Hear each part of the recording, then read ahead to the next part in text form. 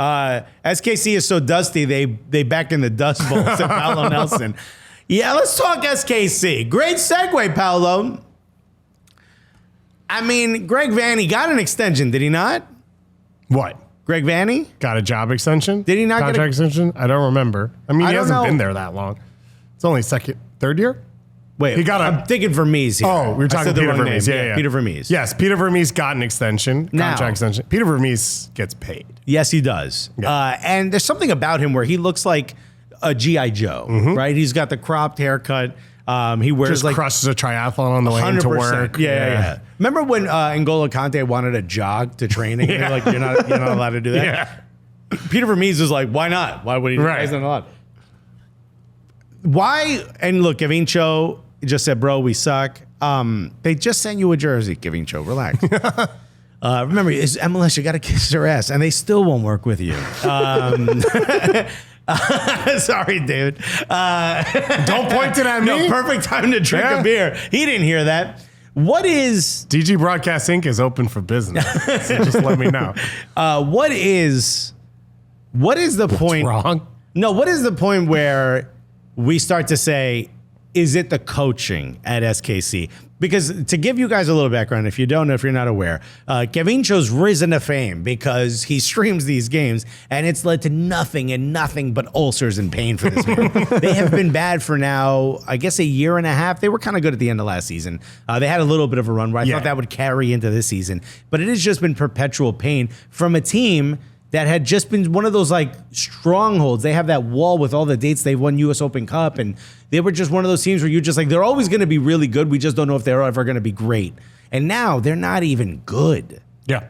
So what is going on? And how can someone like Peter Vermees get an extension when it seems like MLS is at the point now where these are the times where coaching decisions or coaching changes get made, whereas 10 years ago, a coach stayed on because he didn't have any other choices. So I guess the first question on the extension part would be, what's your expectations in a vacuum for a professional soccer team in Kansas City, Missouri? Okay, I will answer that by telling you this. No, there's no one else around them. They've got no other competition. That's why they don't even have a rival. But for what? People drive 7 hours to go to a Cardinals game. You're telling me... They've been around for 85 years. They've won, 12 World Series? They are... How you know so much about the Cardinals? Because I hate the Cardinals. Oh, really? That's fair. It came out of nowhere that I had this information. No, because the Cardinals are like a huge entity, and the Chiefs are a huge entity. So I think part of the conversation around Peter Vermees has to be he helped create Sporting KC. Like, they were the Wizards. They were playing in an empty Arrowhead Stadium. Yeah, they but were then you irrelevant. make him a director of football or something in the front office. Hey, get off the sideline, dude. So that's a decent point, which is, like, what has he earned? And once he's earned that, how long does it last? I'm sure Gavincho and everyone else. Zachary Johnson just paid $2. This kid is burning some Blangolan bucks. He said SKC needs crutches from that fall. I mean, dude. But they could sue from that fall. But Greg Popovich is still coaching the Spurs, right? Because of what he did. Like, there are entities in sports where they get to stay for a certain amount of time because of what they built. And then there's the question of, if Peter Vermees leaves, what is Sporting Kansas City?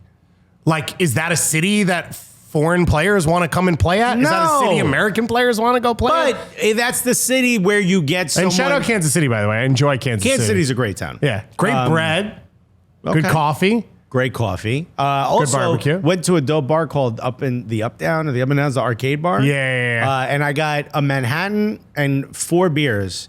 And the guy was like, that'll be 50-50. And I'm like, wow, you're going to get me for 50 cents? I had 2 20s and a 10 in my hand. And he pulled out one of the 20s and he goes, it's 15.50. Stop. And I go, what? And he goes, you're from New York, huh? I was like... I said it, 1 Manhattan, which is already $15 in New York. Yeah. And 4 beers. And he goes, yeah, it's happy hour. I go, you're all a little too happy. Also, you're paying cash? Who's this cash guy over here? This was before the money. Oh, okay. Yeah. I didn't realize that. Yeah. No, now your boys are getting them. I didn't realize Delta Sky you miles. had the money waistband when you traveled to Kansas. My mom, bro. When you just called, she'd had, what are the Amex checks? What are those things called? Bankers. checks. Bank checks or like money, whatever. Traveler's checks. Yeah. Bro, it looked like a rap video in the hotel room, bro. She out there making it rain. We used to mess with them, and she's like, I would draw dicks on them, and she's like, stop drawing on the goddamn banker's check. Oh, Mike Thomas here. This is a good one. Wenger. Right? Wenger leaves. What is ours? Oh, stop it. No, but his point is right? Which was... No, it's not. Wenger was given a lot of time and space at the end because he was Arsene Wenger. You get some... I'm not saying it's right. I'm just saying part of this conversation is Peter Vermees built SKC, and he built them to an extent where they were an irrelevant club. He made them relevant. He made them winners on the field. All of their infrastructure, they built this, massive training center that the U.S. national team goes which to. Which is not called Swope Park anymore, but... Whatever it is. Yeah. All of that's Peter Vermees, right? So they are a soccer center of North America because of him. So yeah, and they would scout in different zip codes because they had like no one around them, right? I get that, yes. But no, it's true. Like there wasn't enough core of a player. Miguelito they went out and got Gianluca Busio from North Carolina and guys like that. They went to zip codes that didn't have teams, and they were able to... But fine, but that's you're granted some legend status within the club, and you're granted a position, so you don't have to go find a job. But maybe that position isn't coach. Yeah. And at some point, we have to ask, how is it that you've all of a sudden stopped finding a way to inspire these players to play well? And I know there's been injuries and it hasn't been perfect, but what I'm trying to say is at some point we have to make a decision that maybe somebody else could shake this up in a different way. You're starting to ruin Daniel Shalhoub's, this part of his career. I don't want to call it a peak because I think he's still young. We're firing Peter Vermees because of Daniel Shalhoub. I'm using that as an example. The Hungarian homegrown. Gavicho, stand up for your man, bro.